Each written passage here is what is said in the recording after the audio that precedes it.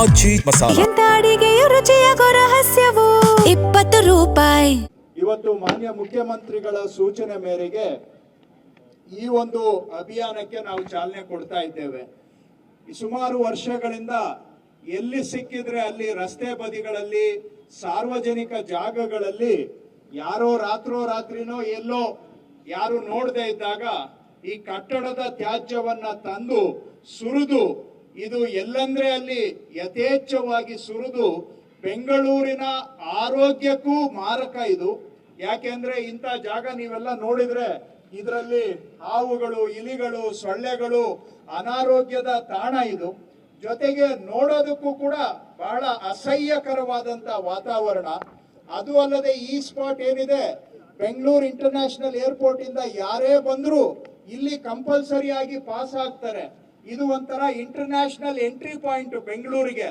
ಇಂಥ ಕಡೆ ಬೇರೆ ಕಡೆನೂ ಬೆಂಗಳೂರು ನಗರದಲ್ಲಿ ಇದೇ ರೀತಿಯಲ್ಲಿ ಅಸಹ್ಯಕರವಾದಂತ ಬೆಂಗಳೂರಿನ ಆರೋಗ್ಯ ಮತ್ತು ಸೌಂದರ್ಯವನ್ನ ಕೆಡಿಸ್ತಕ್ಕಂತಹ ಈ ತ್ಯಾಜ್ಯ ಸುರಿದಿರೋದು ಏನಿದೆ, ಇದನ್ನ ನಿರ್ಮೂಲನೆ ಮಾಡಬೇಕು ಅಂತ ಮುಖ್ಯಮಂತ್ರಿಗಳು ಸೂಚನೆ ಕೊಟ್ಟ ಮೇಲೆ ಕಳೆದ 1.5 ತಿಂಗಳಿನಿಂದ ಇದನ್ನ ನಾವು ನಮ್ಮ ಅಧಿಕಾರಿಗಳು ಮತ್ತೆ ಎಲ್ಲ ಬೇರೆ ಬೇರೆ ಸಂಸ್ಥೆಯವರು ಸೇರಿ ಪ್ಲಾನ್ ಮಾಡಿ ಇವತ್ತು ಈ ತೆರವು ಮಾಡ್ತಕ್ಕಂತ ಕಾರ್ಯಕ್ರಮಕ್ಕೆ ಆಗಸ್ಟ್ ತಿಂಗಳು ಸ್ವಾತಂತ್ರ್ಯ ದಿನ ಇರುವಂತಹ ತಿಂಗಳು.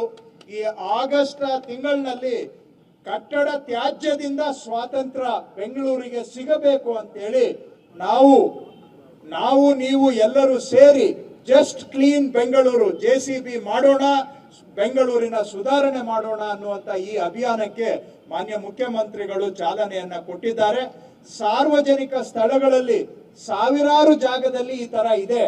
ಡೆಬ್ರಿಸ್ ಒಂದೇ ಅಲ್ಲ, ಕೆಲವು ಕಡೆ ಪೈಪ್ಗಳು ಬಿಟ್ಬಿಟ್ಟಿದ್ದಾರೆ, ಕೆಲವು ಕಡೆ ಕಂಬಗಳು ನಿಂತೋಗಿದೆ. ಹಿಂದೆ ರೋಡು ಡ್ರೈನ್ ಕೆಲಸ ಮಾಡೋವಾಗ ಸ್ಲ್ಯಾಬ್ಸು, ಕಲ್ಲು ಎಲ್ಲಂದ್ರೆ ಅಲ್ಲೇ ಬಿಟ್ಬಿಟ್ಟು ಹೋಗಿದ್ದಾರೆ. ಒಂದು ಅರ್ಧ ತೆಗ್ದಿದ್ದಾರೆ, ಅರ್ಧ ಅಲ್ಲೇ ಬಿಟ್ಬಿಟ್ಟಿರ್ತಾರೆ. ಇದು ಎಲ್ಲ ಓಡಾಡೋರ್ಗೂ ತೊಂದ್ರೆ, ವೆಹಿಕಲ್ಗೂ ತೊಂದ್ರೆ, ಬೆಂಗಳೂರಿನ ಸೌಂದರ್ಯಕ್ಕೂ ಕೂಡ ಮಾರಕ ಇವೆಲ್ಲವೂ ಕೂಡ. ಹಾಗಾಗಿ ಮುಖ್ಯಮಂತ್ರಿಗಳ ಸೂಚನೆಯಂತೆ ನಾವು ಇವತ್ತು ಜನಗಳಿಗೆ ಈ ಅಭಿಯಾನದ ಮುಖಾಂತರ ಸಾರ್ವಜನಿಕ ಸ್ಥಳಗಳಲ್ಲಿ ಎಲ್ಲೆಲ್ಲಿ ಈ ತರ ತ್ಯಾಜ್ಯ, ಕಟ್ಟಡ ತ್ಯಾಜ್ಯ ನಿಂತಿದೆ, ಸುರಿದಿದ್ದಾರೆ, ಅದನ್ನ ನಾವು ತೆರವು ಮಾಡ್ತೇವೆ. ಇದರಲ್ಲಿ ಸಾವಿರಾರು ಸ್ಪಾಟ್ಸ್ ಇದೆ. ಪ್ರಿಲಿಮಿನರಿ ಆಗಿ ನಾವು ಗುರುತಿಸಿದಾಗ 1600 ಸ್ಪಾಟ್ ಅಂತ ಬಂತು. ಆದ್ರೆ ನನ್ನ ಪ್ರಕಾರ ಇನ್ನೂ ಹೆಚ್ಚು ಸಾವಿರಾರು ಸ್ಪಾಟ್ಗಳು ಇದಾವೆ. ಒಂದು ಪ್ರಿಲಿಮಿನರಿ ಎಸ್ಟಿಮೇಟ್ ಪ್ರಕಾರ 22,000 ಟನ್ ಇದೆ ಅಂತ ಹೇಳ್ತಾರೆ. ನನ್ನ ಪ್ರಕಾರ 2-3 ಲಕ್ಷ ಟನ್ ಆಗುತ್ತೆ ಇದೆಲ್ಲ ನಾವು ಮಾಡೋಷ್ಟೊತ್ತಿಗೆ. ಅಷ್ಟನ್ನ ತೆರವು ಮಾಡ್ತಕ್ಕಂಥದ್ದು ನಾವು ಎಲ್ಲಾ ಗೌರ್ಮೆಂಟ್ ಸಂಸ್ಥೆಗಳು ಒಂದುಗೂಡಿ. ಯಾಕೆಂದ್ರೆ ತಾವು ಕೇಳ್ತಾ ಇರ್ತೀರಾ, ಬೆಂಗಳೂರಲ್ಲಿ ಒಂದರಿಂದ ಇನ್ನೊಂದು ಸಂಸ್ಥೆಗೆ ಅಂಡರ್ಸ್ಟ್ಯಾಂಡಿಂಗೇ ಇರೋದಿಲ್ಲ ಅಂತ. ಇವತ್ತು ಎಲ್ಲರೂ ಇಲ್ಲಿ ನಾವು ಸೇರಿದ್ದೇವೆ.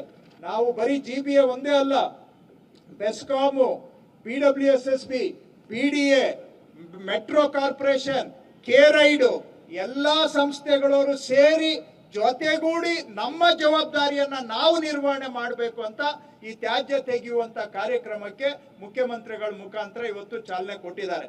ಕೊನೆಯದಾಗಿ ಸಾರ್ವಜನಿಕ ಜಾಗದಲ್ಲಿರೋದನ್ನ ನಾವು ತೆರವು ಮಾಡ್ತೇವೆ, ಅದು ನಮ್ಮ ಜವಾಬ್ದಾರಿ. ಬೆಂಗಳೂರಿಗೆ ನಮ್ಮ ಜವಾಬ್ದಾರಿಯನ್ನ ನಾವು ನಿರ್ವಹಣೆ ಮಾಡ್ತೇವೆ. ನಾನು ಸಾರ್ವಜನಿಕರಲ್ಲಿ ಮನವಿ ಮಾಡೋದು, ನಿಮ್ಮ ಖಾಲಿ ನಿವೇಶನದಲ್ಲಿ ಇದೇ ರೀತಿ ಕಟ್ಟಡ ಸಾಮಗ್ರಿ, ತ್ಯಾಜ್ಯ, ಮಣ್ಣು, ಅದರ ಮೇಲೆ ಯಥೇಚ್ಛವಾಗಿ ಬೆಳೆದಿರ್ತಕ್ಕಂಥ ಕಳೆ ಇವೆಲ್ಲ ಇದ್ರೆ ನಿಮ್ಮ ಖಾಲಿ ಸೈಟ್ ಅನ್ನ ನೀವೇ ಕ್ಲೀನ್ ಮಾಡ್ಕೊಳ್ಳಿ. ನಾವು ಇದನ್ನ ಜುಲೈ 15ನೇ ತಾರೀಕಿಗೆ ಅನೌನ್ಸ್ ಮಾಡಿ ರಿಕ್ವೆಸ್ಟ್ ಮಾಡಿದ್ದೇವೆ. ಆಗಸ್ಟ್ 15ನೇ ತಾರೀಕುವರೆಗೂ ನಾವು ಸಮಯ ಕೊಟ್ಟಿದ್ದೇವೆ. ಅದರಲ್ಲಿ ತಮ್ಮ ಖಾಲಿ ನಿವೇಶನವನ್ನ ದಯವಿಟ್ಟು ತಾವೇ ಸ್ವಚ್ಛ ಮಾಡಿಕೊಂಡು, ನಿಮ್ಮದು ಒಂದು ಅಳಿಲು ಸೇವೆ ಬೆಂಗಳೂರಿಗೆ. ಪಬ್ಲಿಕ್ ಜಾಗ ನಾವು ಕ್ಲೀನ್ ಮಾಡ್ತೀವಿ, ನಿಮ್ಮ ಸ್ವಂತ ಸೈಟ್ ಅನ್ನ ದಯವಿಟ್ಟು ನೀವು ಕ್ಲೀನ್ ಮಾಡ್ಕೊಳ್ಳಿ. ಇದೊಂದು ಬೆಂಗಳೂರಿಗೆ ತಮ್ಮ ಒಂದು ಸಣ್ಣ ಕೊಡುಗೆ. ನಿಮ್ಮನ್ನೇನು ನಾವು ರೋಡ್ ಕ್ಲೀನ್ ಮಾಡಕ್ ಕೇಳ್ತಾ ಇಲ್ಲ, ರೋಡ್ ನಾವೇ ಕ್ಲೀನ್ ಮಾಡ್ತೀವಿ. ನಿಮ್ ಖಾಲಿ ಸೈಟ್ ಅನ್ನ ದಯವಿಟ್ಟು ತಾವು ಕ್ಲೀನ್ ಮಾಡ್ಕೊಳ್ಳಿ ಅಂತ ಮನವಿ ಮಾಡ್ತಾ ಇದ್ದೇವೆ. ಆಗಸ್ಟ್ 15ಕ್ಕೆ ತಾವು ಮಾಡ್ಲಿಲ್ಲ ಅಂದ್ರೆ ನಾವು ಪಾಲಿಕೆ ವತಿಯಿಂದ ಅದನ್ನ ಸ್ವಚ್ಛ ಮಾಡಿ ಅದಕ್ಕೆ ತಗಲುವಂತ ಖರ್ಚನ್ನ ನಿಮ್ಮ ಅಕೌಂಟಿಗೆ ನಾವು ಜಮಾ ಮಾಡಬೇಕಾಗುತ್ತೆ. ಅದಕ್ಕೆ ಅವಕಾಶ ಕೊಡೋದು ಬೇಡ. ನೀವು ಸಹ ಏನಾದ್ರೂ ಬೆಂಗಳೂರಿನಲ್ಲಿ ಸುಧಾರಣೆ ಆಗ್ಬೇಕಂದ್ರೆ ನೀವು ಜೊತೆಗೂಡಿ ಕೈ ಜೋಡಿಸಿದ್ರೆ ಮಾತ್ರ ಸುಧಾರಣೆ ಸಾಧ್ಯ. ನಮ್ಮ ಜವಾಬ್ದಾರಿ ನಾವು ಮಾಡ್ತೇವೆ.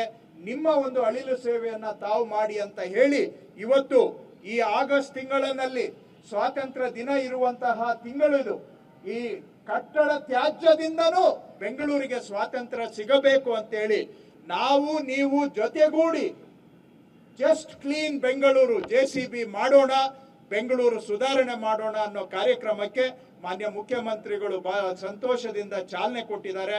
ಅವರಿಗೆ ಮತ್ತೊಮ್ಮೆ ನಮ್ಮ ಎಲ್ಲರ ಪರವಾಗಿ ಅವರಿಗೆ ನನ್ನ ಧನ್ಯವಾದಗಳು.